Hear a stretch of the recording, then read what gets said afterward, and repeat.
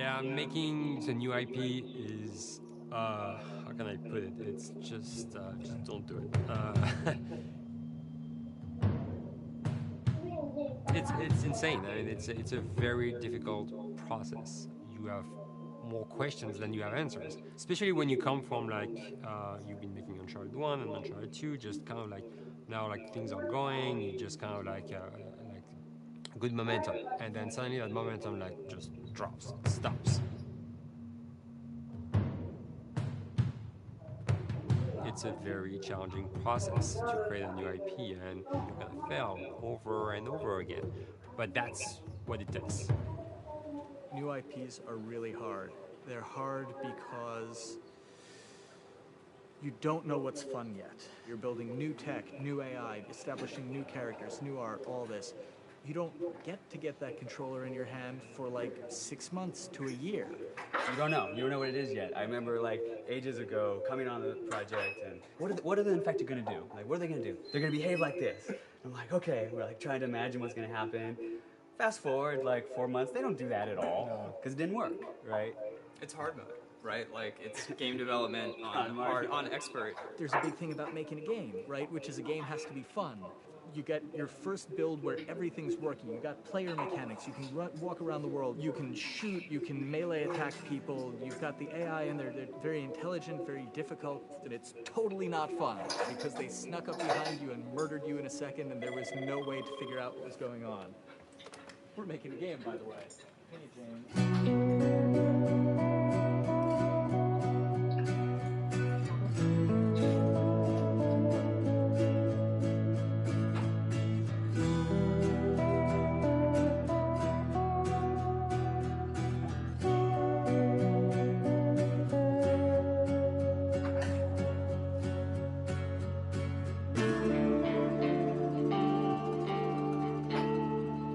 It's grown quite a bit since I started. I think I was the 12th employee or something back when we got started, but we've tried to stay true to those smaller studio roots. I've been here for 16 years. There's just no reason to leave. I just like the environment here. It's very non-corporate. I think the way we work on Dialogue is kind of special because we don't really like hierarchy or bureaucracy, and no one is really just a manager here.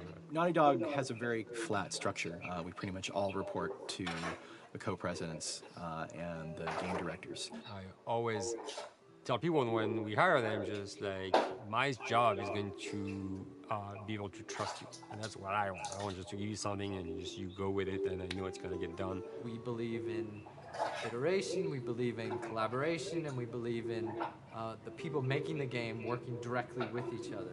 When we have designers and artists, animators all mixed up, anybody that's working on the same tasks, the same characters, the same areas, put them next to each other so they can communicate a lot better. We don't have a lot of meetings because if you need something to get done, you just walk over and you talk, and then you go back to your desk and you finish it up. And I really like that. I like when I just walk in the office and I see just designers talking with the programmers or programmers over the animators and talking to them. I think that's when really the magic happens. Naughty Dog, we really try to cultivate a culture where anybody can criticize anybody else's work. And we encourage people to be blunt about it and not try to sugarcoat it too much. It takes too long to be nice sometimes. It's not personal. It's based on more like how can we make a better game. We want everybody to have a voice. We want to cut out all the bullshit if we can, making sure that people are making decisions not based on ego, but what is going to benefit the game. When you see that people trust your opinion and that they value it, it's such a great feeling. You really feel like you're working as a team on a collaborative effort. We want to sort of remember where we came from and you know why we were successful then, and try to continue that success now. We make games. That's what we like to do. Back when Uncharted 2 wrapped up and we decided that we were going to build the second team and create a new project, we kicked around a lot of ideas. One of the very earliest ideas was to go back to Jak and Daxter. It's really near and dear to us. We really love those characters in that universe, and we think that there are some interesting stories still to be told there. We started to realize that it was not going to do justice to the franchise that the fans had fallen in love with. It would be shifting it so far in a new direction that we felt that that effort would be more justified in developing a new IP. Neil and Bruce came to Christoph and I and said they wanted to do a post-apocalyptic game. I think the core essence of what they wanted to do, though, was to try to tell a story about two people and how their relationship evolves over the course of the entire game. That potential, oh wow, there is something very special about that game. This is going to be polished, and you're not sure if it's going to work or not, and you have doubts, and like, should we be doing a game like that? Should we be doing a first-person shooter? Whatever, like you ask yourselves all those questions. And the creative director and the game director are the core of the team that have to really see eye to eye. That's why you have that balance between like Bruce and Neil's gonna try to push just the story and the characters, and Bruce is going to try to push that with just the gameplay as well. And so it's kind of like those guys are just trying always to find the right balance between the two. It's a very delicate process. We feel that the interactive medium has an untapped potential to touch the feelings of the player. You have that connectivity, the fact that I'm actually in the world and participating in what's happening on the screen in front of me gives us some sort of advantage to make it connected with what's actually happening. Naughty Dog, that's what we're trying to do, is pair story and gameplay together. If we can make you feel like you're actually with these characters on that journey and you're invested in those stories and those characters, then you're feeling, in theory, the same thing that they're feeling. As the story evolved and took different shapes and different forms, the thing that was always there was Joel and Ellie. And because of that, everything kind of grew out of that relationship.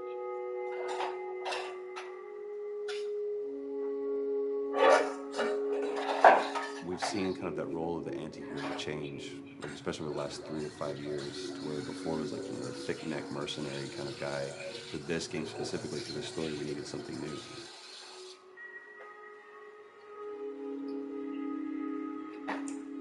The reason we didn't want to make Ellie Joel's daughter from the get-go is because he wouldn't have anywhere to go. Of course, at that point, he'd be willing to do anything for his daughter because that is what a dad would do for his daughter.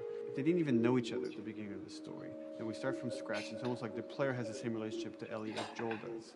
And we could take our time to build that relationship between these characters. And if we do it right, then the player will be feeling that same growth that Joel does. And we're kind of mirroring that emotional relationship between the two.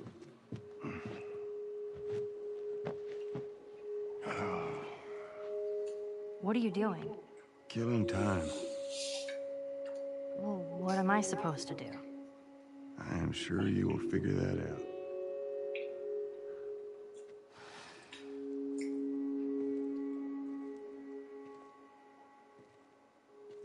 Your watch is broken. It's exciting that Neil wrote something like this, where he's like, I don't want to make the stereotypical characters. I want to make real people in this crazy situation and these forced to make decisions that are really tough. Like, what would we be like in those situations? I mean, we weren't consciously trying to pick male or female for characters. You just try to pick characters and just be honest with who they are. It almost doesn't matter, right? Joel's daughter could have been Joel's son. Ellie could have been a boy, and Joel might have been Tess. You could have swapped those roles, and I think the story would have still worked. The focus on female strength, it's so unique. You get to see what's so powerful about a woman through all of these female characters, which makes this game wonderful and unique. There's a crew of Fireflies that'll meet you at the Capitol building. That's not exactly close. You're capable. You hand her off, come back, the weapons are yours. Double what Robert sold me. Speaking of which, where are they? Back in our camp. We're not smuggling shit until I see them. I want Joel to watch over her. Whoa, I don't think that's the best Ellie. idea. How do you know them? I do think having a strong female character, especially like Ellie, is so rare in video games. And as a gamer, and more specifically a female gamer, it's frustrating to me because I'll see sort of the stereotypical female character where she's amazingly beautiful and huge boobs, and she's there to be either the love interest or just because they're like, well, we need to throw a chick in here. We've seen the strong woman or we've seen the weak woman. We haven't necessarily seen the empowered woman from this kind of standpoint. And there's that beautiful scene where Joel finds her inside the house and she's reading through this girl's journal. Is this really what they used to worry about? What shirt do I wear and what boy am I gonna go out with? You know, and to be met with those first world problems that we deal with every day and go, how trivial is all of this? I think it's gonna resonate a lot, not just with, you know, a female audience, but with a male audience as well. The thing that was intriguing to me after the fact is knowing that we're kind of creating a female action hero in a way, and this is her origin story with Ellie. To sort of be such a strong female character that is completely normal looking, regular t-shirt and jeans, and she's 14 and she is still a total badass, is really exciting to be a part of that. There's so few non-sexualized women in video games, especially in the main role, that we were kind of proud that we were creating one. It's very complex, and without the players knowing it, she becomes the protagonist by the end of the story. And that's why she's in the front of the box, and that's why we've been promoting the two of them together so much.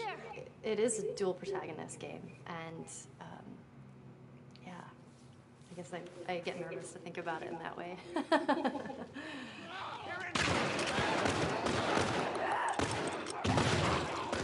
We couldn't talk about it. In fact, in interviews we've been lying about it, saying you never play as Ellie because it was so important for that to be a surprise. Sorry, journalists. Here we go.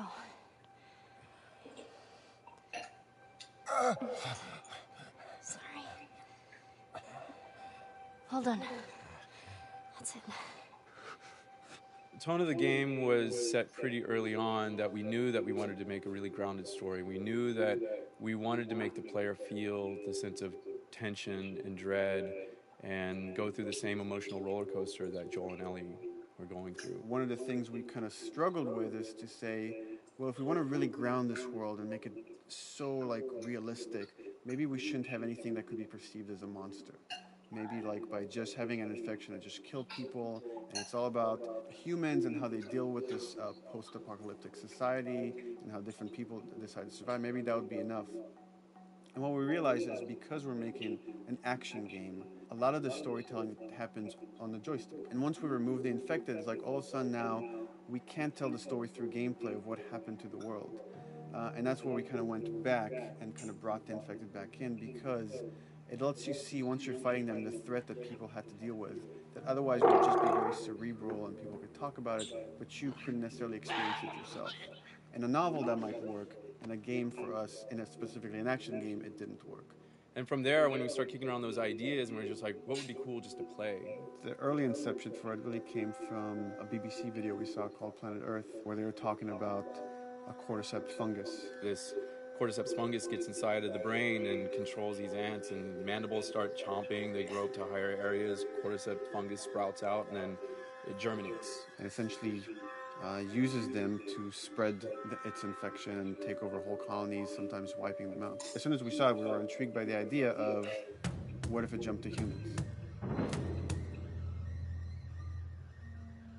So what would happen? How would people react? What would happen to society? As we're trying to develop the look of the infected, we went through so many different iterations, some that looked really alien and subhuman, some that looked just essentially like zombies, and we couldn't find like an original place for them. But one of our artists just did this kind of photo mashup where he took a bunch of images of diseases or images of fungal overgrowth, and he kind of mashed it all together and he threw it on this person. It was a very iterative process of making sure that the fungus felt properly integrated, like it was part of the body, growing out of the body. And not just fungus growing in the head, but it's tearing the face apart, cleft down the middle, this gaping maw of a mouth with the crooked teeth. And it's in great agony as its humanity and its brain is still somewhat functioning. Maybe you still have some human cognitive abilities or thought process back here. This isn't some decaying corpse on the ground. This is a living thing that's going to be coming after you in the world. The fungus is always the focal point. So you can see from a distance, oh, this guy's infected. I can tell straight away. In fungus, they have these beautiful saturated colors, and we really like that conscious of this something so horrific that it's going to like stop at nothing. It's relentless force of death, and yet elements of it are beautiful. It's not just about gore. It's not just about everything about it being scary, because to us it's actually scarier when things on it are somewhat benign or somewhat beautiful. It was evident that we were onto something that was quite a bit different and something that we hadn't really seen before, which was eerily human but very disturbing. And it seemed so creepy and so unique that right away we gravitated towards it, and it's like, this is our base infected. Everything should kind of come out of this look.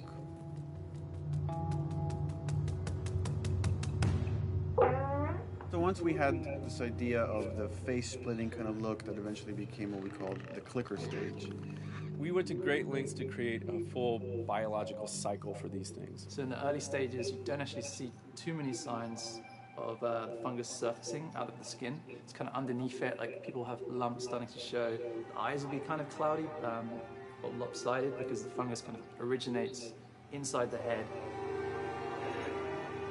That moves into the next phase, which is the clicking phase. And if they mess with the eyes, we end up saying, how do they get around? Oh, echolocation.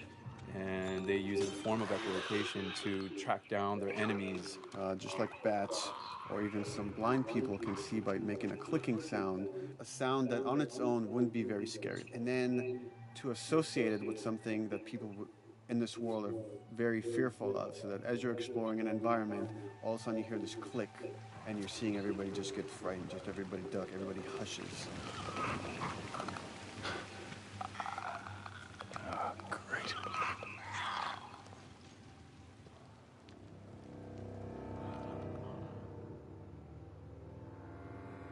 The bloater is the most severe of the stages. So large pieces of the body has been replaced by these kind of fungal plates. The fungus completely takes over the body and blooms. They're kind of covered in things that have been growing on them. Things like moss and like life on life kind of. What the fuck is that? When the infected feels like it's going to die, it finds like a dark corner and it becomes part of the environment. The human elements aren't there anymore. And then the body is gone.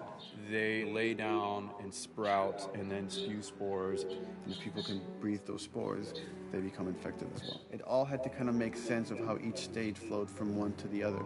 And that's hopefully how we've created a world that you can kind of look through it and understand the science behind it and say, I could buy this, I could get into this.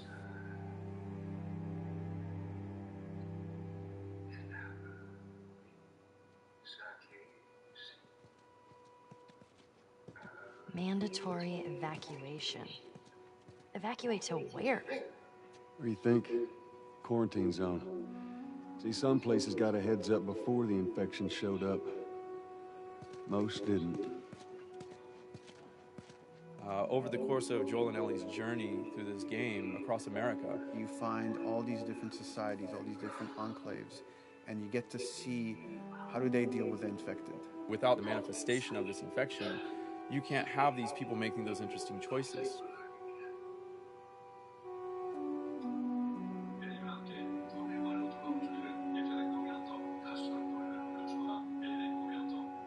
The world we decided was actually its own character, really grounded with a lot of texture. What happens, after 20 years of the fall of man, when no one's taking care of anything. This book called The World Without Us describes in detail how much fighting on a day-to-day basis we have to do to keep nature back. And once you stop doing that, how quickly nature can reclaim that. They talk about New York and how every day they pump water out of the subway system. That system breaks down within 2 days, the whole city is flooded. And once water gets introduced, then structures collapse pretty quickly. Trees will sprout, and wind will carry those seeds over, and gutters get clogged, and then when it rains, water fills up, and then pretty soon you have vegetation growing over there, and once you have vegetation, concrete breaks pretty easily for when there's a tree and roots breaking through that. Even some of the stuff we did on Uncharted, you know, exploration of how temples were ruined, what if you took those ideas and put them in Pittsburgh or Boston? And obviously right when that happened, you can imagine that being pretty terrible to look at. But you think about 20 years later, and with rainwater filling up those sinkholes and then those becoming like little marshes with lily pads in them. We had this wonderful piece of concept art we developed really early on, and there are all of these wild animals that have escaped from a zoo and over the past 20 years have bred, and now they have herds roaming these cities. And that's something that tells you that life goes on and this world is worth saving.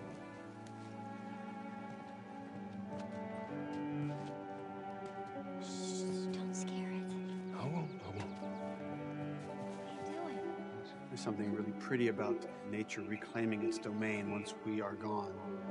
So fucking cool. We have another level of OCD of the logic goes into some of these environments. Water damage seeps in, and then that creates some little moss growing on the floor, or a tree radiates energy from its base, and that over time starts to melt the snow around it. And that's the reason why you'd see those little rings of leaves showing through in the snow. That gives it that extra, you know, believability. This is pitch art. I'll try to start with an idea that conveys sort of the feel of the environment. Something like this, very brushstrokey, very painterly. You can see not a lot of detail, just energy and conveying a mood. This is sort of just a conversation starter, and then this would be more of an actual space. So you start talking about, is this too tight of a space right here? Would the player even fit through there? Do we even want to include water? Those are conversations you start having a little bit later. And then it usually needs several more passes back and forth in order to be tightened up to be the experience that you would see in the final product. So, dude, I was actually trying to figure out right here, there should probably be some dead foliage. It might be cool to see some of the dead stuff around the edges of the green, or like even spilling out into the street. Maybe what we do is, in some of these areas, we use it as like a transition from the actual concrete to the side of the building, so like they're almost sitting on top of a bed of dead foliage, like that really rich kind of like orangey brown color. Sienna or something would be nice. Some real cheddar. That's how you know you're done. The end product often ends up being stronger because that bouncing back off somebody else gives you a result that maybe you wouldn't have even thought of in the first place. All right, here's the bridge. That's our way out of here. As far as concept art goes, definitely the ultimate goal is just helping everybody as much as possible. Me and the background artist will work together. I'll often just go to them because they've got like a really, really good like visual imagination. At some point, you came in almost like flat on. So that's kind of good because the bus station is right in your peripheral view, and you're probably going to enter the bus station. You're probably not going to get lost. But it doesn't at all utilize this cool architecture here, like the bus station sign. Like that's a really distinctive silhouette, and it's a really interesting sort of architectural detail. So we changed the entrance. Look at that. Another city, another abandoned quarantine zone. I think it's a better composition anyway. It's not so like symmetrical. And I think that was done so that this sign read better. If you didn't see the word bus on it, you might not know it's a bus station. I think it helps. Everything we're doing in the environments is relating back to what you should be feeling in the story or what's happening to these characters. So is that everything you hoped for? Jury's still out. But man, can't deny that view. Come on, this way. When we first came up with Ellie and Joel, we had this idea in our heads of who they would be, but we didn't necessarily know the voice. It took us a while to find our Joel, but for Ellie, I think Ashley was the second or third candidate to walk in, and right away we knew. Yeah, you know why? Why are you so scared all of a sudden? Because I'm a cop, okay? So just get your shit, let's get out of here. Damn it. I'm not like her, you know. I think I'm gonna end up like your daughter. The way she delivered the lines, the way she just embodied that character is like, that's Ellie, there's no question about it. I saw the character artwork and I related to her a lot. I mean, she's kind of a tomboy and she's kind of tough, and I mean, obviously I'm not 14, and I think that's the main difference between the two of us. I read the scenes and I was like, I need to play this part. You want to be my hero? Forget the whole bit about saving my life. Buy me a stack of these bad boys instead. Where'd you get that? Back your bills. I mean, all this stuff was just lying around. And then once we had her, we said, okay, well, we're going to do another round. So we're going to have Ashley this time in the casting sessions. The chemistry of these two characters was imperative to get right. Troy was a really interesting casting for Joel because when you see Troy, he doesn't look like Joel at all. You know, he's so handsome and he had like, you know, the frosty hair and totally looked like Final Fantasy. And so I'm like, yeah, I don't know. He's like this tall, pretty. It didn't seem right. I walked into the room fully aware that I was the youngest person that they were seeing for this role. There was a line that was in the audition side that says that Joel has few moral lines left to cross. And so that became the anchor point to the character. But then as soon as he spoke, and he had the grit in his voice, Warm, yet kind of dangerous. and his movement is just like, you bought into it. Why are you so scared all of a sudden? Because I'm a big coward, okay? Now pack up your shit and let's go. Damn it. I'm not hurting though. What? You think I'm gonna end up like your daughter? Lily, you are treading on some very thin ice right now. It was Ellie and Joel. after he read, it was just like that was it. I've done some video games in the past, but to be handed the mantle of a franchise like this was a pretty big honor. Is she alive? She's alive. She's David's newest pet. Ah! Where? In the town. She's in the town.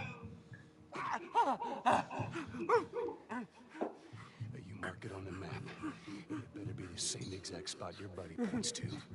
Neil pulled me aside one day, and he said, I have some ideas. And as you're well aware, Neil is a little twisted. He came up with this character, and, you know, I just jumped at it. It was such a departure from everything I've done here for Naughty Dog, to say the least. Name's David. This here's my friend James. We're from a larger group. Women, children. We're all very, very hungry. To be able to put on a voice that, you know, hopefully a lot of people won't know, won't notice that it's even me. Because we didn't want him to be Drake. Drake eating people, that's a whole nother game. How did you put it? Tiny pieces. See you tomorrow, Ellie. You know, certain voices that I can do wouldn't fit the David's artwork, but he showed me the art, and I said maybe it's something like this, where everything's, you know, it's very quiet. And just, you know, he's not really sure, and the voice can break a little. And he just looked and goes, yeah, that's it. So I'd love to tell you, we hashed it over and we talked. No, it just, I looked at the picture and I tried something. He said, yeah. A few weeks back, I sent a group of men out a nearby town to look for food. Only a few came back. And turns out that the others had been slaughtered by a crazy man.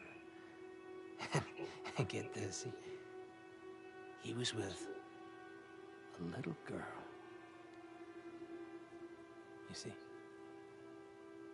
everything happens for a reason. Ashley, she brought humor to it. She just has some really great comedic timing. The way she reacts to the things around the world with a little bit of sarcasm, that teen kind of like trying to get a rise out of you. Now watch your step as you're going out, because it's going to be a little... It just brought a certain levity to the story that the story needed. We didn't even realize it needed it until she started doing some of that stuff. Oh, I'm sure your friend will be missing this tonight. Mm-hmm. It's light on the reading, but it's got some interesting photos. Now, Ellie, that ain't for kids. Whoa! How the hell would he even walk around with that thing? Get rid of that. Look, hold your horses. I want to see what all the fuss is about. Oh, why are these all stuck together? I'm just fucking with you. Bye-bye, dude. Throughout the course of shooting over these past couple of years, Ellie and I have kind of morphed into each other, which I know sounds so cheesy. Neil always asks, he's like, well, what would you do in this situation? I think the most important thing that Ashley brought is a sense of capability to Ellie's character that wasn't there in the beginning. The very first thing we shot involved her being pulled out of a car and attacked, and Joel was supposed to go save her. It was written that Ellie sort of was just kind of watching on the side, just waiting till he was done, and I was a little frustrated because I was like, well, if this were real life, I would do something. We did a couple takes, and at some point she walked up to me and she said, I feel like I'd hit him. So we added in a part, like, you know, right there off the bat, she's not just this damsel in distress. Right there, she wanted to fight back from her very first day of shooting. We didn't have it right initially. She needs to be more capable than initially we thought she would be, and actually that made us go back and rethink combat and rethink a lot of the areas in the game, and now she was going to take a much more active part.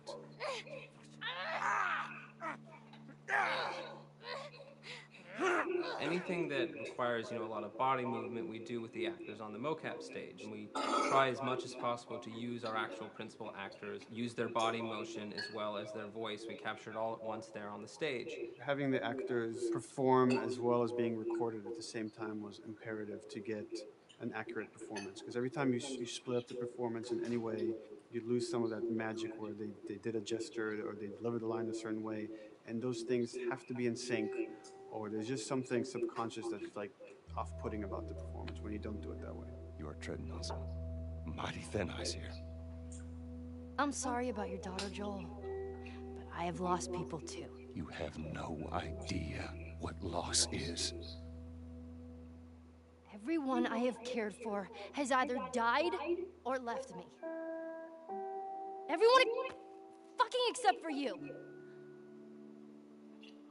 So don't tell me that I would be safer with someone else, because the truth is I would just be more scared. It gives you the most authentic, most realistic performance, because you're actually there, not just making your own choices, but making your own choices based on the other people that are involved in that scene. And so you get this truly natural approach to things, and it shows up. It's like theater in the round. You can do anything from any angle, and the smallest, most subtle thing we'll be able to pick up. There's no place to hide. So you have to be as prepared as possible, because you have no idea which moments they're going to use. There are these little improv moments and, you know, little nuances that you get that probably isn't scripted, that just comes out of play, you know, while they're performing. That mistake that is just blossomed into a really good idea. Did we improv on The Last of Us? Yes. Yes, we did. Doing this was a whole lot like being 5, playing in the backyard with a stick, you know, and this is my machine gun, and, you know, and a pine cone is my hand grenade. It's all your imagination. I'm doing the exact same shit that I did 45 years ago. I just get paid for it now. We square. We're square. And get the fuck out of my town. I don't do a lot of voiceover work, so for me, it was nice to be able to work off of your other actors. I can't imagine it working any other way. I'd never done mocap before. I didn't know what to expect. The suits were crazy. Yeah, the suit gave me wedgies. Like, deep wedgies that I had to pick out with my middle finger. Too much information.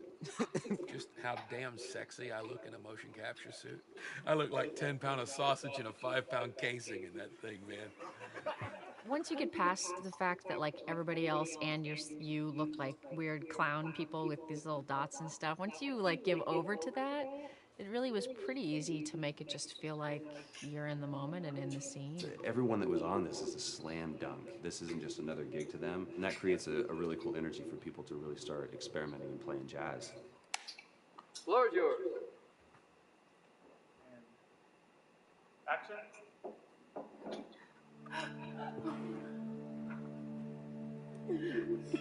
Hey! Oh, let her go. Don't worry, this is fixable. But I can't come with you. Well, then I'm staying. Ellie. I want Joel to watch over. Oh, no. Bullshit, Absolutely. Ellie! Don't you? I could just take her to the North Tunnel and wait for me there. Jesus Christ. Just cargo, Joel. How do you know them?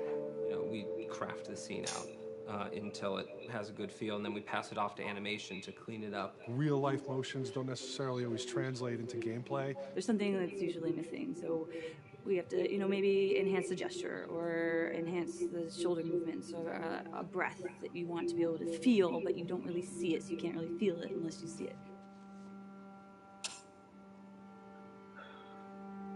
Is everything all right? Yeah, everything's fine.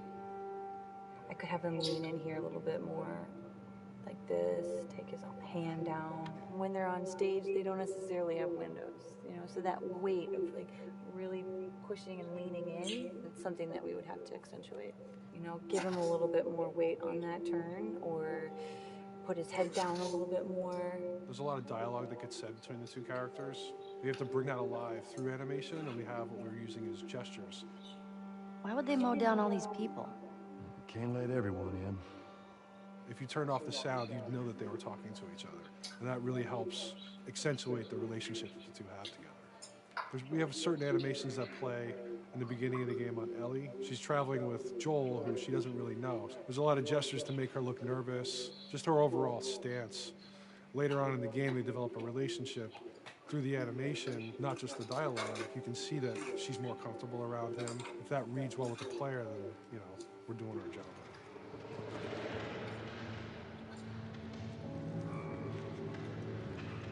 You want her to look scared when she gets a gun. You want her to look scared of the gun. See, if she's gonna aim, she wouldn't be like super trained aim. She would be more like some scared. But at the same time, it needs to look cool and feel cool to the player that plays. It's really just these little tiny details that we're doing, and it's coming across. It's working out well. We don't do facial capture, we don't track eye movements on stage, it's just the motion capture data. Everything that you see on the faces is hand-keyed. As you can see, this is all from mocap data. And so when I'm doing something like this, I go back and forth to performance that she was giving, and I watch just this section over and over and over again. So this is our default phase, where I can make everything super extreme and make her all squinty and angry, turn her frown down. I can open her mouth, stick her tongue out. It's listen, watch. Okay, where's her mouth at this point? Like, is it open? Is she making like a grimace? About Tess. I don't even know. Here's how this thing's gonna play out. You don't bring up Tess. Ever. In fact, we just keep our histories to ourselves. We shoot all of it to just get the body motion, and then we'll do a second pass with the cameras. The scene's playing back on an overhead projector, but it's also playing back on a monitor that's attached to my rig. Sean and I would go to the stage and motion capture the camera filming the scene, and so he would get a whole wide shot, a whole close-up for the whole scene. You can change the lenses, you can use your standard 35, 85, 50s, whatever, all that sort of live-action camera cinematography, you can apply it on stage. We make sure to go back in and add flaws. We keep the confinements of the room so the camera can't go past a certain wall, because then we have this cheated perspective. If the cameraman bumps into the wall, we keep it. Missing focus hits when you're pulling focus, going too close to a character and reframing, those little moments in there kind of keeps it very cinema verite. If everything was too perfect, you wouldn't be able to put your finger on it, but you'd be able to feel it. It would just feel off. It's very much about grounding it, despite having the option to do whatever we want. Being able to place the cameras anywhere we want after the motion capture gives us both advantages and disadvantages. The biggest advantage is it means that we just have to nail the best performances we can get, and the luxury is that we can always swap it. The 3D world gives you limitless opportunities with cameras and movements, exposures, all that stuff. Most of these cameras are sort of set up like real world cameras. So we have lens, we have f-stop that will create the depth of field. We have aperture to set our film back and all that stuff. And a master, and then I have my close-ups, my over the shoulders, sort of just like a live-action production. Let's go to camera 30 at the 23.458. Then I get that kind of weird, bend across his back. The closer I bring the camera, the more bend I get, which is, doesn't look right. It looks less cinematic than if I do that, which flattens the whole thing. And I'm trying to also catch Ellie. Like if you scrub a little more, catch her in the back here. So I want a longer lens of that kind of stuff. Since I've only had experience working with live action before I got into video games, it was a kind of a cool adjustment to be able to have this extra flexibility in post, to swap a line of dialogue for something different, even though that's not what the actors said at that time, and to be able to still have a close-up on them while they said it. You get to make it probably more perfect than you could ever make it in live action. How far are we gonna take as far as it needs to go. Where was this lab of theirs? Because our actors are both the voice and their body, they get to play, they get to try things, they get to work with our director to kind of come up with new ideas, or even our director will have a new idea on the spot that wasn't there in the script, but realizing when he sees it, oh, well, this would actually be better, this might feel better, and those changes all just happen organically there on the set. He could even lead straight into his thing. He's like, no shit, yep, I would want to do this. We rented 2 Harleys and drove cross country. Keep it pretty succinct. Like, we got the bikes, rode them cross country. Cool. It's shocking to me that this is Neil's first time directing. There was a specific tone and a specific approach that Neil and Bruce wanted to take with this. It just came down to there's nobody knows the story better than you, and then there's nobody that knows these characters better than you. Why don't you just do this? He and I actually had a conversation about it. He says, I think I'm gonna try this myself, and I'm not sure. Neil was fantastic. The floor is yours. Okay, so remember, you've been running away from this turret-mounted truck. If you come to this dead end, you're going to look up and see a potential way out. And action. Check it out.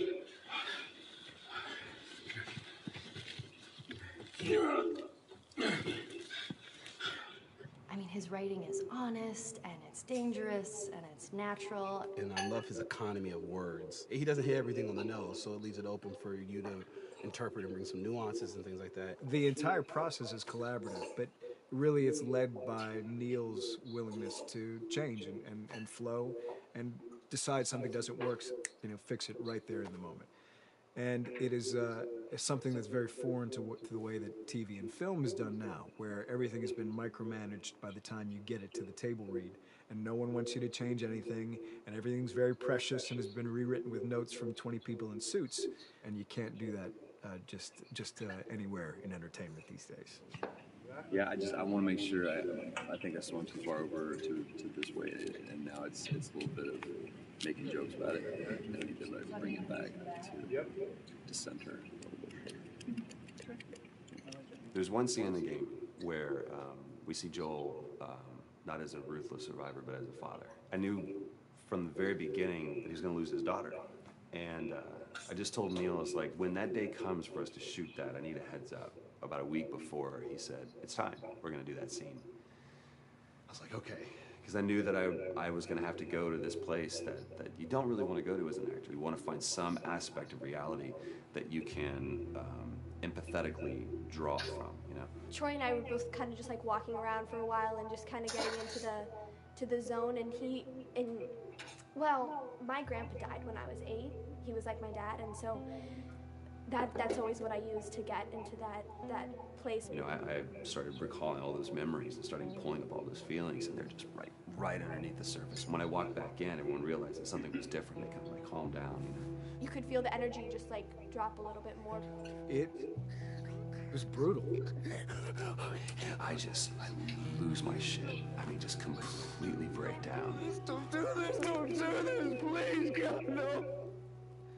Oh, God, no!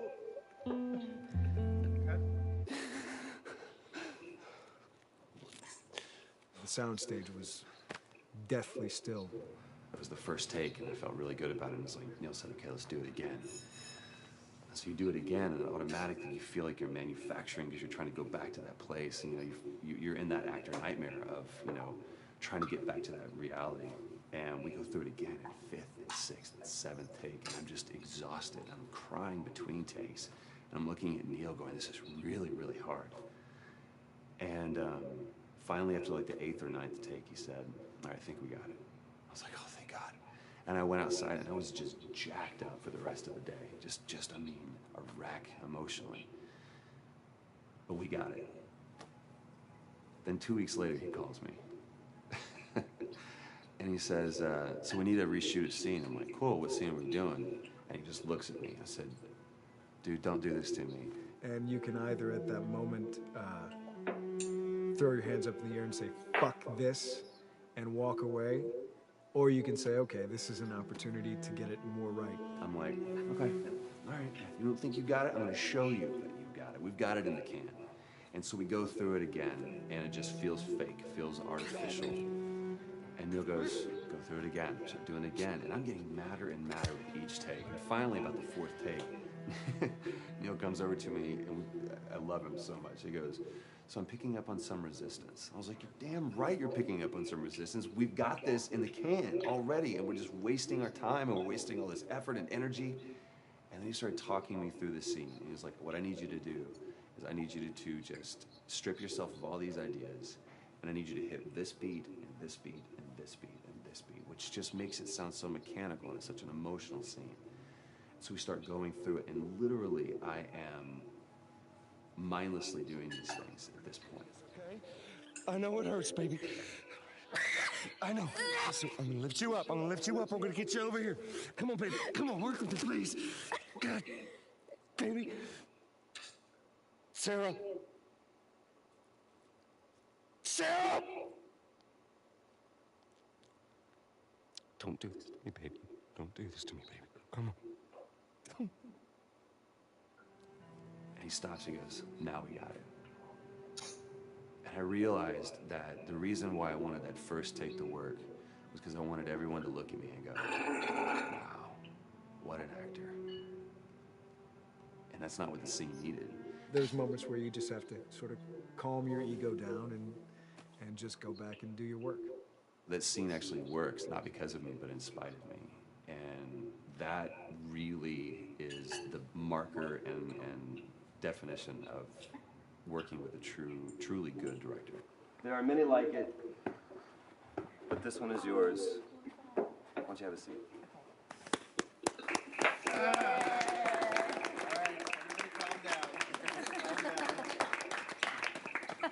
Thanks, guys.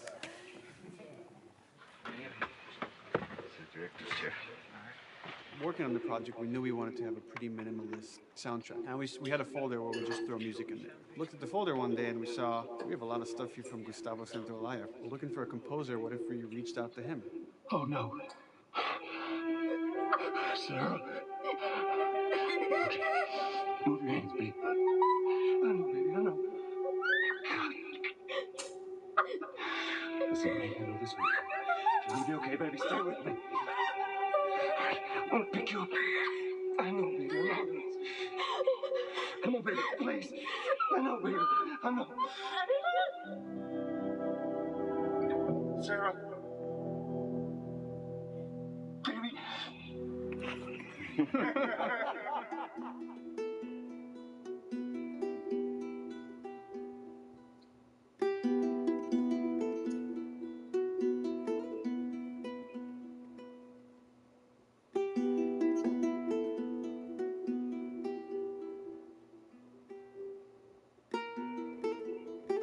My life has been and still is kind of like a road movie. I grew up in Argentina. I came to the United States in 1978 because we had a horrible political situation in Argentina. We had a military dictatorship where 30,000 people disappeared at the hands of the government and many other more were tortured, and I was blacklisted. It was just impossible for me to keep on living there. I've been in jailed many times since I was probably 15 years old just because I had long hair and I play an electric guitar. So I had to embark on this trip.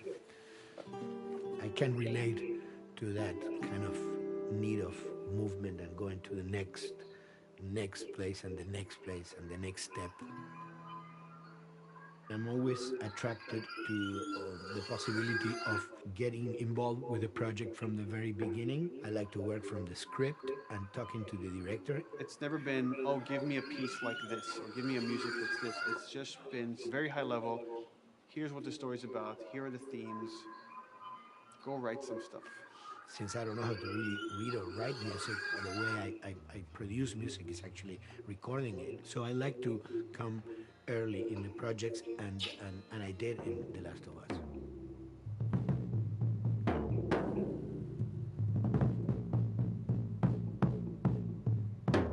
one thing that was fantastic from the very, very beginning was the freedom that I had to try and to do whatever I felt could work, you know? As the story was still being written, you could listen to this piece of music and just get a sense of where this needs to go tonally, because the music was still inspiring the story. So that was the great thing of having the music written so far in advance. And at the beginning, I mean, I was going really out with some things, and sometimes some of those things were the ones that they liked the most, you know? So I really felt very motivated to work, and I enjoyed immensely working. It was this very organic back and forth experience where one element was inspiring the other and vice versa. I needed to go into some more dark places, more textural and not necessarily melodic.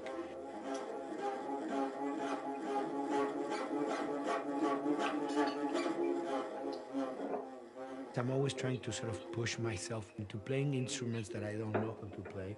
There's an element of danger and innocence. Lennon once said, you know, give me a tuba and I will be able to do I'm an artist. I should be able to do something. I like to put myself in that situation.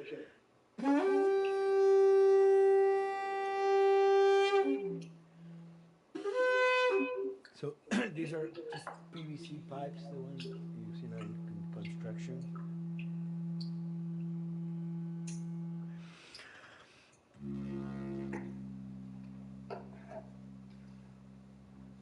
Or instruments that I know, kind of twist them. From the concept of the prepared piano, you know, I mean, I've worked with prepared guitar to stick things into the guitar and things like that. And also in The Last of Us in particular, I work with a detuned guitar. So I really tune the guitar extremely low. And the result is, you know, strings that are very loose and will produce not only sound, but produce noise. Because I believe, you know, every environment has its own sound. We have in our, you know, small studio, we have actually the possibility to record almost anywhere, including the bathroom, and we have done some fabulous recording, especially in the kitchen. When you score to picture, which is something that I don't do, then you know what you're going to expect. But when you provide people with music, like I've done in all the films that I've done, and then you see how the director decided to use that, you know, in what particular way he uses it or where they edit it. It's always fascinating to me. I watch a scene and I'm going, you know, it's fantastic how they use this piece. I would have never, of all the music that I've done, probably I would have never used this piece there, but it works, you know, great. So I like that feeling of collaboration.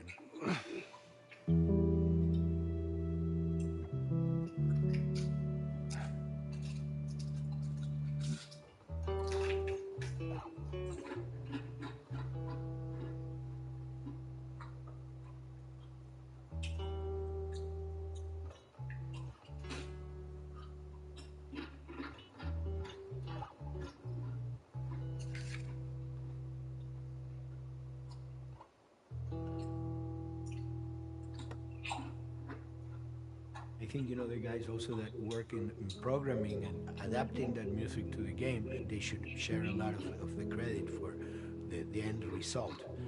In the beginning, there was silence. Yes.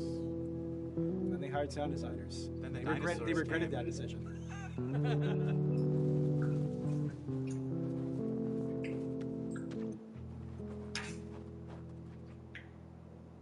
Hold it steady. Ha! Gotcha! In a much quieter environment like that, we don't have to fill out the soundscape with much more natural sounds, much more detailed, delicate sounds. The tension comes from the lack of sound, in a way. Your brain is thrown off because we're expected to hear buses and crowds. All of a sudden I hear wind and leaves rustling. Again, it's creepy and beautiful at the same time because it's almost like I'm going on a hike, but I'm in a downtown area.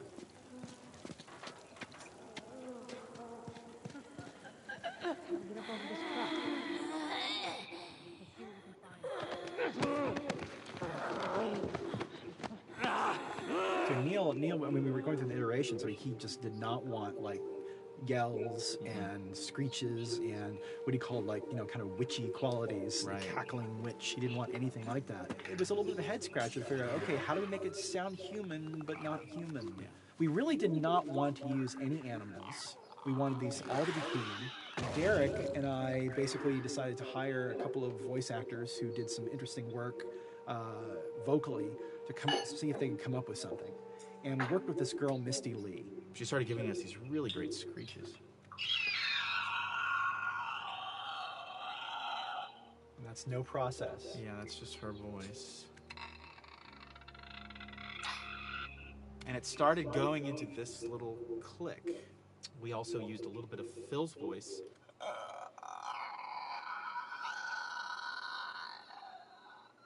We'd combine that also with an occasional Derek. That's just me, moving my tongue. And what that kind of did was it sort of grounded it all, like maybe in the mouth area, the wetness, all that kind of stuff. And it adds a nice texture, actually. This is a composite of all the bits I just told you about.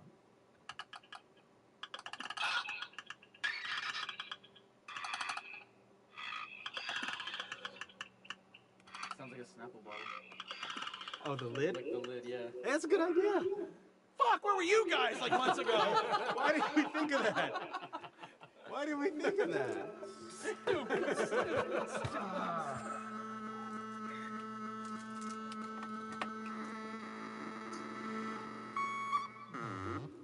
Viewers at home, you're probably wondering what this is. Let me tell you. About 10 years ago, I saw this Synthy A suitcase synth. I wanted to get one. This finally arrived in January, just in time to start using. I thought, well, what can I do with this?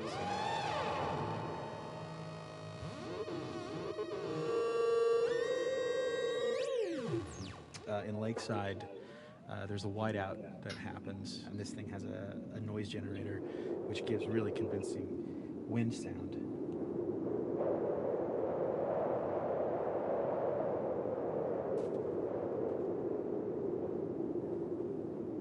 The military still has technology. There's sirens and alarms, so I wanted to try some new concepts.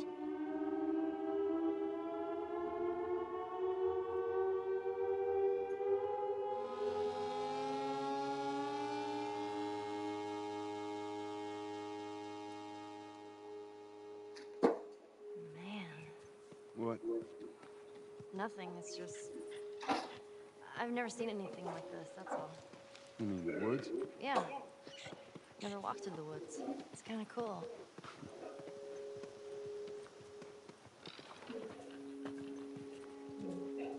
We consciously take in consideration lighting in the beginning. Most of the game, you don't really have any real man-made light sources, so everything is naturally lit. In the past, we could use a lot of artificial light, but in a world that has no electricity, We have to hide most of the time, and that requires getting very close to certain assets.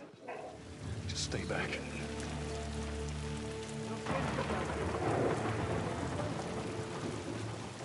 Otherwise, Detail's expensive, and if you build up too much of it, you end up running into technical problems, right? Your engine slows down. When the frame rate goes down, everyone can bring up the profiling tools and see which parts of the frame actually cause the drop of the frame rate. This is the profiling tool. These are all the SPUs. Here's the GPU, and then here's the PPU. You can see here's the main process and here's all the sub-processes, and you can see, tells you how many milliseconds and cycles it's taking. The programmers are whiz at modifying this stuff and realizing, oh my God, why is this thing so big? We're taking 10 milliseconds on this thing. And then that's when they come over and find somebody and hit them over the head with a club and be like, why are you doing this? I love, we put the 30 frames per second goal because that's what we shoot for. Someone nicely put the 60 frames per second goal. It's like, yeah, we're not going to hit that. Lighters usually can come up with different lighting setup that still looks great, but is less costly in terms of performance. Did you talk to the character artist about her hand? So her face is getting a lot of spec, but then her arm is just like bone dry. You think something we can tweak in shader? We'll have to send back to character team Michael to take a look. I can play with the lights and see if that's creates more than you expect. Yeah. I've never ever focused so much on lighting and how much sensitivity there is to that here. One of the first lighting scenarios I had to do was like 7 a.m. like overcast. And I'd like wake up early and like take photos with my phone. What color are the shadows? What color is the light? It is a master's course unto itself of how to deal with ambient lighting because I've never had to use it so much. Man, this is kind of sad. What is? All this music that's just sitting here. No one's around to listen to it. I don't know. It doesn't seem right. All the characters cast soft shadows onto the environment. Even when there is no direct sunlight or no direct light sources, they still have nice fuzzy shadows.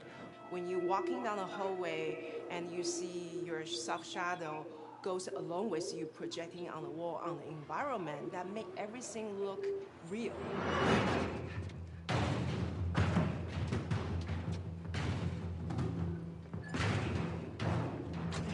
Follow me through here. Okay. The flashlight brought a whole new spin on it. Because some of the environments end up being really, really dark, and you need the flashlight to get around. Give me a hand. We want to have the environment be really dark, but also at the same time have colorful surfaces that are sort of hidden, so when a flashlight hits one of those, it bounces off onto the ceiling. If you shine a light on a red wall, it will bounce the red lighting of the whole environment. And it's very difficult to do, very expensive, but we did it. Everything should have a bounce lighting. Otherwise, the world is gonna feel dry and unrealistic.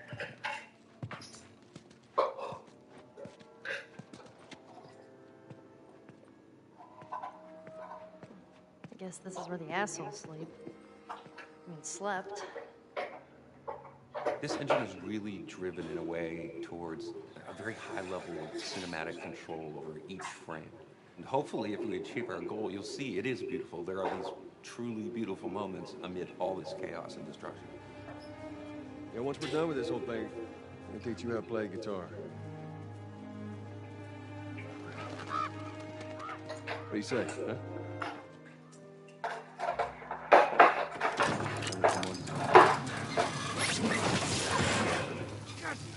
I got you.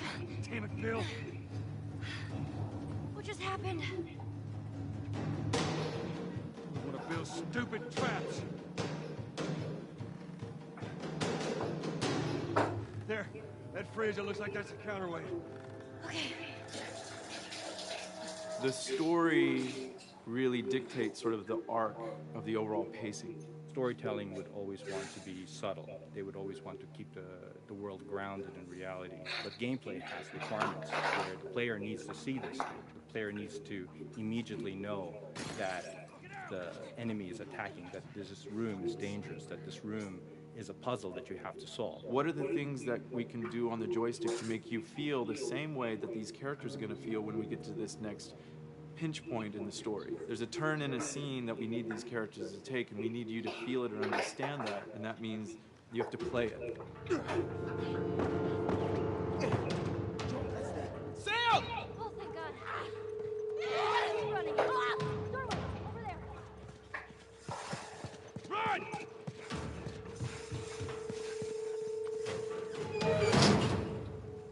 We really want to make sure that there's that contrast between the negative space and then the high tension spikes.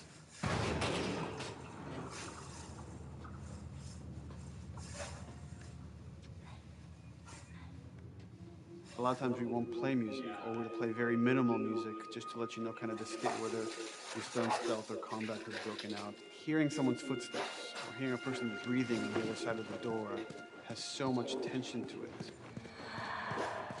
You hear that?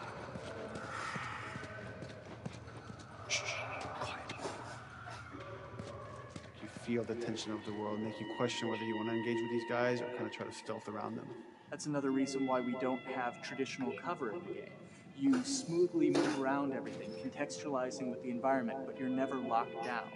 We want the player to, with that crafting system, with the scavenging system, with all of the abilities available to them, to constantly be moving around and changing as the moment arises. Gameplay is all about, I have a limited set of tools, and how am I going to use those tools and those limitations to overcome this obstacle in front of me. And that obstacle might be infected, it might be another class of humans that wants to kill me for a bottle of alcohol in my shoes.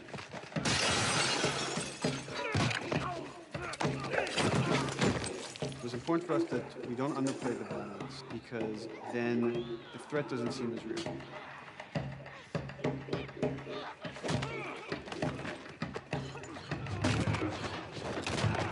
We see video games as this incredible medium to tell stories. We want to treat it as equals to books or comics or TV or movies. This is subject matter that would not be considered out of the ordinary to tell in one of those other forms of entertainment. Fucking hunters. See, this could have been us. We wanted you to buy just the desperation of these people and why they're behaving this way, because it's so brutal. And at the same time, we didn't want to make it so over the top, stylizing it, so then it doesn't become as real. It was important for us actually to hit that middle ground where it's kind of disturbing. That glint that's happening on that curvature, it'd be good if there was a way that we can guarantee that from this angle, we're seeing it. But it's overall too bright and opaque. Yeah, looks like paint. Yeah, see, the blood on the ground works really well. It's something about the other shader is messed up in this environment. We got to fix that to unify the look. Shouldn't make you giggle or laugh or any of that. You should be kind of appalled by what you have to do, but you understand why you're doing it. You want to feel each hit. You want to feel each concussive strike. Lives are at stake. You want Death Animation to have impactful performance, not just have a guy feel over it. In real life, a guy hitting a guy takes half a second, but in the game world, you want that to be as instantaneous as possible. I lived my whole life in this very ugly test level. Basically just fight dudes in here all the time. Almost every move is divided between like an intro and a swing. One of the many things I have to end up doing is like counting frames and being like, okay, on frame 18, I want you to get out of here. I want you to be able to start moving. Every hit reaction that an NPC plays, they are not necessarily in the correct pose. When you strike them the next time, we just pop them with a 0 frame animation change, which is usually kind of a no-no. You know what I mean? Normally you want characters to blend smoothly and realistically into animations. But what we found is that you can cover that pop up with a heavy impact. They can go from almost any pose into the pose that the impact starts from, and your eye just covers up the transition for you. So if you throw a brick at a guy, it puts him in this like kind of staggering stun state. And that changes the moves that you do when you come up and punch him. So now I'm gonna come up and punch him, and now when you're punching him, because you've hit him down, you get this like auto aim moment where you get like a free headshot. I try to make it so that, you know, if you kind of know what you're doing, that you can set yourself up for 1 + 2 = 3. Right here! Memory on a console is a very precious resource.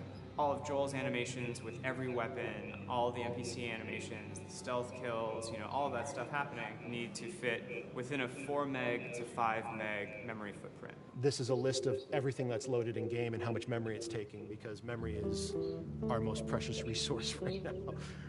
So we have a level, we call it the bookstore, it's in Hunter City, and this is a zone, for example. So when I set an AI to this zone, he will never leave its boundaries. I want guys to guard this exit where you have to go through, so I'll zone a couple guys around there to make sure that they, you know, they can fight you and use all this cover, but they want to stay around this door. This is another key component of the AI, is what we call the nav mesh. This defines the overall play space of where an AI knows he can or cannot go. Hey, look, that's where a cover used to be, and there's a hole cut out for it. I gotta fix that.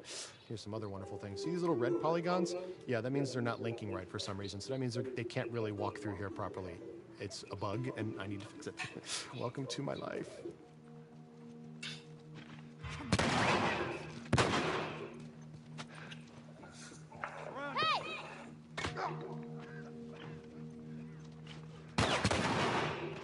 If you look at a lot of games, NPCs are usually only alive for, you know, a few seconds before the player ends up shooting them and then they're dead.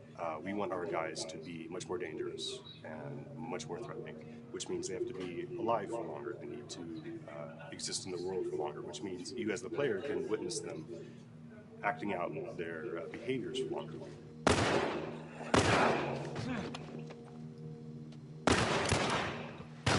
So we've been working really hard on our AI systems. Back of the box, biggest bullet is going to be like AI. So we tried a number of different prototypes with the buddies, including having Ellie be super independent of you. She would try to flank the enemies, get behind them, or get between you and them. And a lot of times those decisions should surprise you, just like a real person, a real character would surprise you. And we discovered after many different prototypes, the best thing for them to do generally is to stay very You need the exploration, you need the scavenging, you need something to say like, okay, if you just crank to 11 the whole time, then it's pinned up there and there's no time to breathe, no time to assess or analyze, no time to really contrast. There's no way of shifting the pacing. Why can't you drop bombs above Mach 1? Aye, dropping bombs at speeds beyond Mach 1 is rarely possible due to some technical limitations. Most of this puzzle is Once the bomb strict leaves the exploration. hard point going supersonic, it can either self-destruct or jump unpredictably, where damaging the plane in the process. That's why there's only a handful of machines capable of supersonic bombing. Why can't you drop? So that whole part is like, that's not a puzzle, that's not regarded as a puzzle, but when you feel like you've got to the solution, you're like, okay, I'm going to climb this ladder, and you climb it, and it breaks off. Hopefully then the player will feel a little bit stumped and they'll be like, I'm not really sure what I am meant to do now, and so this is where the puzzle starts. Hopefully at this point, like all of the elements that the player needs to solve the puzzle are very familiar to them because they've been through the previous exploration beats. They're improvising with elements that are at their disposal. That's a really sort of like strong theme throughout like The Last of Us. So you survive and you take whatever tools you're given and you use them in like creative ways to survive.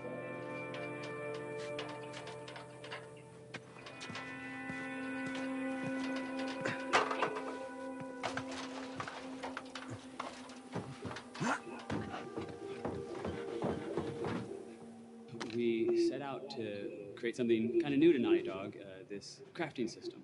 Our lead designer, Jacob Minkoff, he got this book of like the survivalist handbook and homemade munitions and all sorts of funny stuff. Just start reading about, okay, if I was just wandering around in a collapsed society, this world, what stuff that seems like I could find? Alcohol and sugar, you know, if you want to make a smoke bomb. It's difficult to balance the right amount of resources against what you think the player's going to need and making sure that the player feels like they're getting just enough to survive, but not too much that they feel like they're a powerhouse. We wanted you to be forced to make some choices in the world that showed how depleted the resources were. So if there's a particular point in the story where the characters are having a particularly difficult time surviving, then we want you as the player to be finding fewer items, farther apart, harder to survive. We will item starve you at the same time that those characters are feeling starved and worn out. Then you expose something to them. Oh, here's a cache, and if I can just get into that cache. Oh, look, there's a wealth of things in here. God, I was so worried. My health was low. If I had run into a combat, because it's always that thing in your head, it's that Hitchcockian thing about the danger that you see is less meaningful than the danger that's in your head.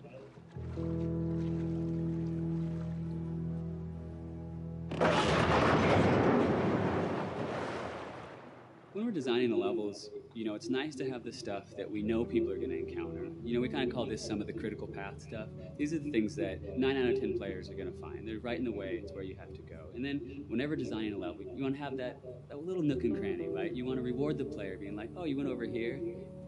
And then you also want to have that other second nook and cranny. The player is supposed to go place a ladder here and climb up through the rest of the hotel.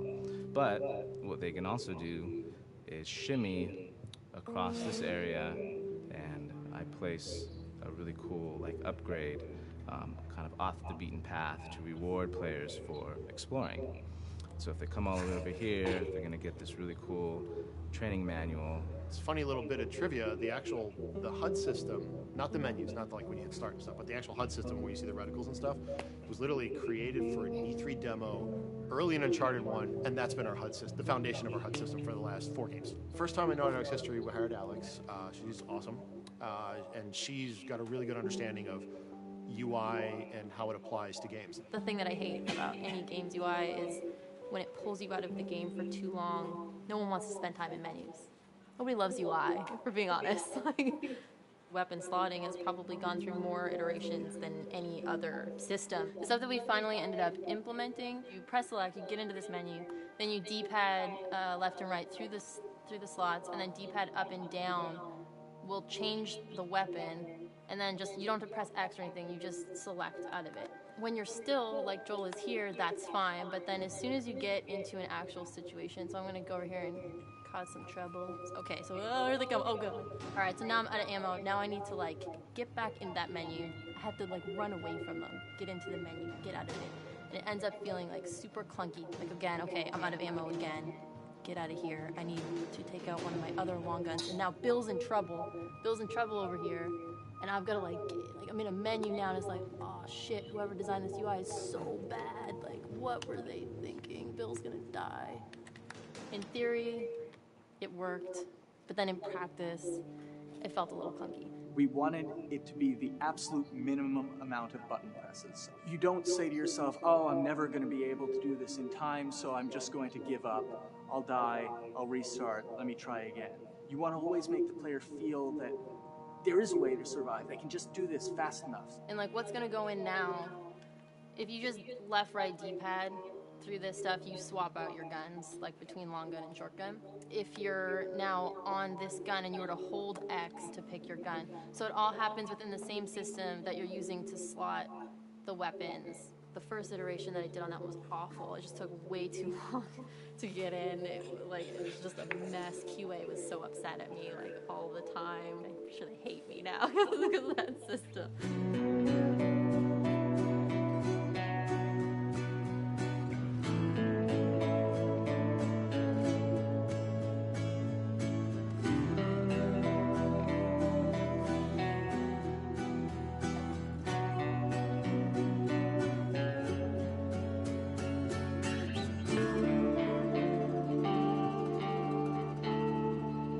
I think the way the industry is kind of maturing and changing in general, you're seeing a lot more focus and importance on refinement and polish. So having internal QA really helps.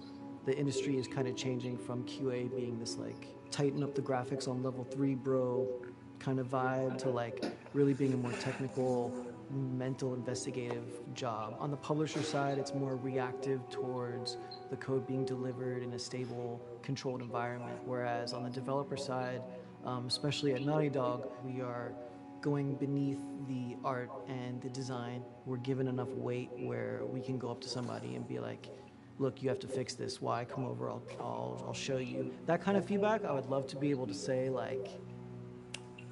that was us, but it gets so diffused throughout the iteration process that you're just kind of adding your genes into the gene pool and then just seeing what happens, you know what I mean?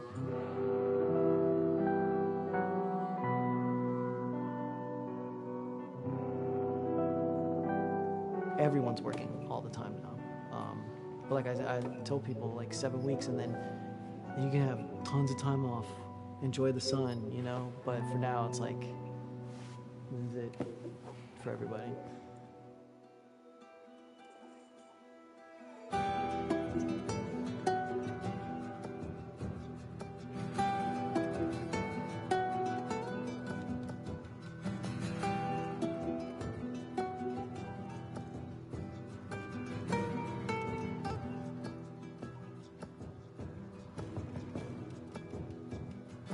Crunching has been as part of making games. I feel it's human nature, right? If I'm gonna have a guest at home that's gonna come for a couple of weeks, I'm probably gonna clean their room just the day before they arrive, right? And I think it's the same thing. It's just everything comes together at the end. I personally enjoy crunch. I think you get this absolute laser focus because it has to come together. There's a camaraderie that also There's a camaraderie, totally, yeah. The vibe is everywhere, you know what I mean? Everyone's kind of like giving it 150% at this point. We're getting there, right? You start to get these glimmers, and I don't think anyone who doesn't make games realizes how late in the process you get those glimmers. 1 week before we shipped that press demo, we're all like, this kind of sucks. What's going on here? It's like, we need to dig down and find this. And in 1 week, like 1 week, the fun came together. Like you're shooting at a guy and then somebody flanks you and you hit him and you avoid the other guy who's shooting you and then you flank and go behind cover and you're like, oh, that 5 seconds in that 15-hour game was really, really fun. How do we make that 5 seconds happen thousands more times? My favorite video game is making video games. It is as challenging and as complex and as interesting. If you had to like try all the things that didn't work, what's hard about Crunch? It's like marching through that swamp of it not working. I mean, nothing's ever really final because you can always make something better. Always. So we're constantly changing and constantly reiterating and trying to make it better and better and better, pretty much until we ship. As an artist, you're never really happy with your work. You could be given like 100 years to work on something. You'll still find things to nitpick and things to fix. Yeah, you can work on the game for 10 years, and you'll still be crunching at the end. So it's like, okay. All of a sudden, it's like getting ready one morning in the shower, and I was just like, oh yeah, I'm about to ship another title, and this is going to be a really good title, and that gets you excited, and you're like, all right. Do I think the game's gonna be good? Yeah, it's gonna be awesome. I think it was good a little while ago, and now we're gonna make it extra kind of good. amazing. What it will take to get there in these next 5 weeks is gonna be a lot. I'm excited. I have faith. Every time we're shipping a game, it's terrifying. You just hope for the best. You don't know, right? I mean, like, people have different opinions. We have to go with our guts, and I trust the team just to pull it off. This, hands down, is the hardest, most challenging thing I've ever done. We sweat a lot, and we worked a lot, and we all went home tired, you know? But I think that's what's, you're gonna see that on the screen. I think that's gonna pay off. Ellie?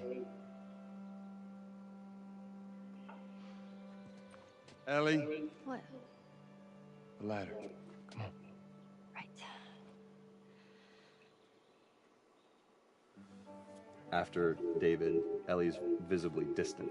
You could have done a cutscene to show, hey, you're being very distant, and she's not responding, but to also do that in gameplay to where it's something that you've done just countless times throughout the game with, you know, let me boost you up here, get the ladder, bring it down so we can do this systemic thing, and the character responds with that, and you have to actually go over to her and go, hey, come on, the ladder, we've done this, let's do this. It's a subtle choice. Like Bruce and I talked in the beginning, is like we have these mechanics, how can we exploit them in a narrative sense? And that's one of those opportunities.